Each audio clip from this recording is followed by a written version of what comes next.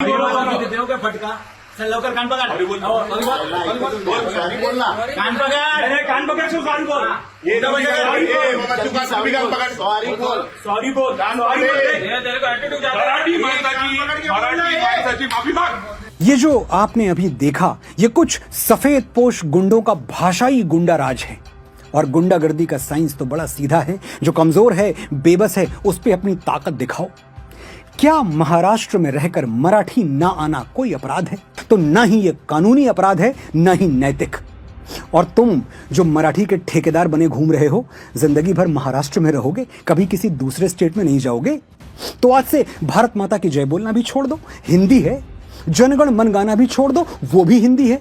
वंदे मातरम मत कहना, वो तो संस्कृत है। हमारे वीर छत्रपति शिवाजी महाराज ने जिस हिंदवी साम्राज्य का स्वप्न देखा था, क्या उसमें यह भी शामिल था कि मुंबई से मथुरा और पुणे से पटना तक मराठी बोली जाएगी? भाषा के नाम पर बंटे तो इस देश के कम से कम 28 टुकड़े होंगे, समेट पाओगे?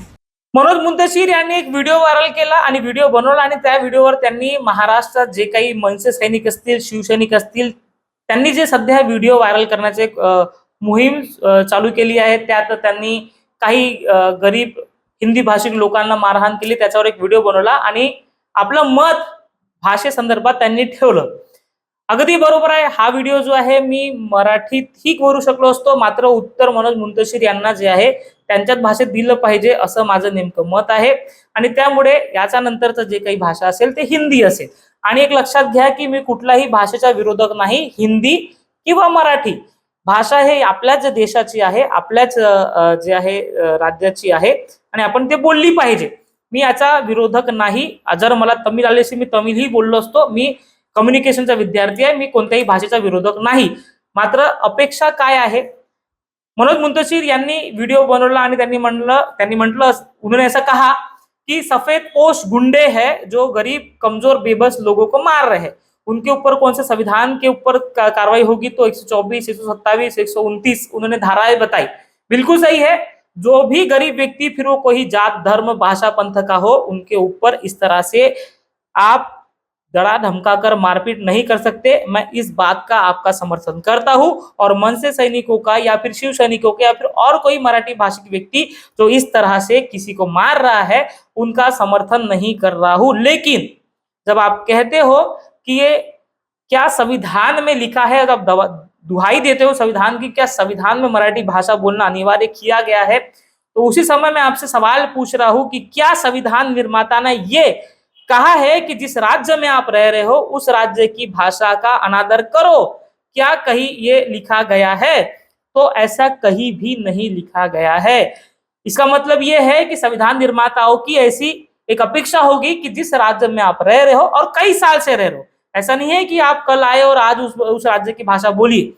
अगर कई सालों से आप रह रहे हो तो आप उस राज्य की भाषा को बोलिए, ये अपेक्षा हो सकती है लोगों की। लेकिन अगर उसमें से भी कुछ लोग ये कहेंगे कि हम मराठी नहीं बोलेंगे, जो करना है करो, राज ठाकरे को बुलाना है बुलाओ, इस तरह से आप भावनाएं आहत करोगे। और मातृभाषा सभी के लिए एक महत्वपूर्ण विषय होता है, प्रत्येकांसाठी आहे, याचा अर्थ हे नाही आहे। आणि मी जे पद्धतीने बोलतोय इसका मतलब ये नहीं है, मैं खुद हिंदी इंडस्ट्री के लिए काम कर रहा हूँ, पिछले 13 साल से कर रहा हूँ और हिंदी में पत्रकारिता कर रहा हूँ।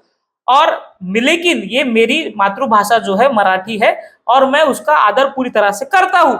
अब आप संविधान की जो है दुहाई देते हो तो बताइए कौन से संविधान के कौन से कलम में ऐसा लिखा है कि आप मराठी भाषाओं को जो है बोलोगे कि नहीं बोलते हैं, चाहे क्या करना है कर लीजिए, राज ठाकरे को बुलाना बुला लीजिए, ये बता दीजिए। फिर आप कहते हो कि शिवाजी महाराज जी का उदाहरण आप देते हो, तो ठीक है, छत्रपति शिवाजी महाराज ही हमारे लिए एक अस्मिता का विषय है, पूरे देश के लिए, पूरी दुनिया के लिए एक आदर्श है।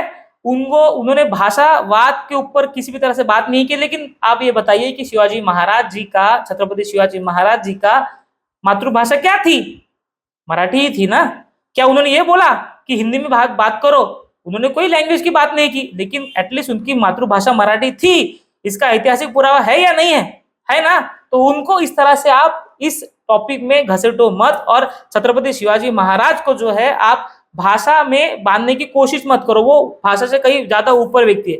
फिर आप कहते हो कि जन गण मन वंदे मातरम भी हिंदी में नहीं गाओगे क्या? बिल्कुल गाएंगे, जन गण मन वंदे मातरम ये हमारे राष्ट्र राष्ट्रवाद का प्रतीक है, हमारे राष्ट्र का प्रतीक है, ये हमारे देश का प्रतीक है, हम बिल्कुल कहेंगे। हमने कब कहा कि हम जो है हिंदी को एक्सेप्ट नहीं कर रहे, या मनसे सैनिकों ने कब कहा कि वो हिंदू को एक्सेप्ट नहीं कर रहे? जन गण मन हो या वंदे मातरम हो, ये हमारे राष्ट्र के गीत है, ये राष्ट्र का प्रतीक है, उसको हम सराखों पे रखेंगे। हमारा राष्ट्रवाद चेक करने की जरूरत नहीं है, हम कितने राष्ट्रवादी है ये इतिहास में बताया गया है और सबको पता है कि छत्रपति शिवाजी महाराज ने हिंदवी स्वराज्य की स्थापना की थी, तो वो कौन थे? महाराष्ट्रीय थे। ठीक है, तो हम आप जो है हमें किसी भी तरह से राष्ट्रवाद की भाषा मत पढ़ाइए।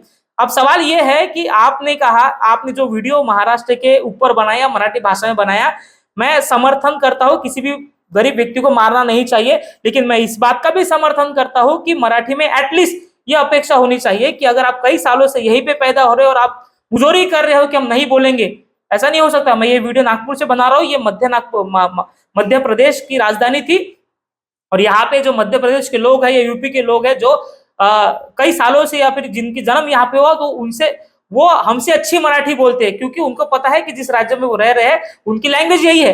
वो हमसे अच्छी मराठी जो है यहाँ पर बोलते हैं, तो वैसे भी उनको क्या कहोगे? वो उनका प्रेम कितना है इस राज्यों के लिए।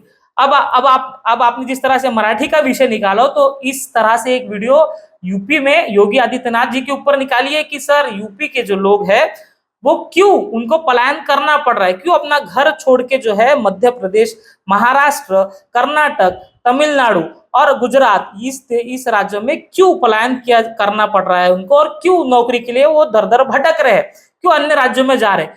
क्या आपकी हिम्मत है योगी आदित्यनाथ के ऊपर इस तरह से कटाक्ष करने की, जिस तरह से आपने मराठी भाषिकों के ऊपर कहा सफेद पोश गुंडे? तो बताइए, क्या आप योगी आदित्यनाथ के ऊपर एक वीडियो बनाएंगे और पूछेंगे कि क्यों जो है आपके राज्य के लोगों को बाहर राज्य में नौकरी के लिए जाना पड़ रहा है? क्यों सबसे ज्यादा पलायन जो है 2 राज्य से क्यों होता है, ये पूछोगे? क्या नीतीश बाबू से आप पूछोगे कि क्यों बिहारी लोगों को जो है मजदूरी के लिए अन्य राज्यों में जाना पड़ रहा है? देखिए, भाषावाद नहीं है महाराष्ट्र में, आप समझ लीजिए। हम किसी भी तरह से भाषावाद के ऊपर बिलीव नहीं करते, लेकिन अगर आप मराठी की अनादर करोगे, मराठी का अनादर करोगे, तो कोई भी स्वाभाविक तौर पर जो है मराठी भाषिक इससे आहत होगा। और ये चीज आपको ये समझनी पड़ेगी कि हम किसी भी तरह से हिंदी हो, गुजराती हो, सिंधी हो या अन्य और लैंग्वेज हो, उसके विरोधक नहीं है। हम अपेक्षा करते हैं कि एटलीस्ट हमारे जो लैंग्वेज है उसका अनादर ना हो। मैं खुद, जिस तरह से मैंने कहा कि मैं खुद 13 साल से हिंदी में पत्रकारिता कर रहा हूं, तो हम उसका आदर ही करते हैं। लेकिन अपेक्षा ये नहीं है कि जब कोई बात कर रहा है मराठी में तो कहेंगे कि मेरे को नहीं आती मराठी, चल जाओ राज ठाकरे को बुलाओ। इस तरह से अपेक्षित नहीं है। हम जब यूपी जा रहे हैं तो हमको हिंदी ही बोलनी पड़ रही है, आप जाके मराठी में बात नहीं करते। आपने कहा कि बैंगलोर में जाकर क्या करोगे? मैं खुद बैंगलोर में जाके आया हूँ, मैं खुद गुजरात में जाके आया हूँ, मैं खुद अन्य राज्य में जाके आया, मैं लखनऊ में जाके आया हूँ। उनकी अपेक्षा ये नहीं है कि आप कल हमारे राज्य में आइए और आज जाके हिंदी, तमिल और जो है अन्य लैंग्वेज, कन्नड़ लैंग्वेज बोलिए। उनकी अपेक्षा ये है कि कई सालों से अगर आप इस राज्य में रह रहे हो तो एटलीस्ट वो राज्य के लैंग्वेज आपको आनी चाहिए।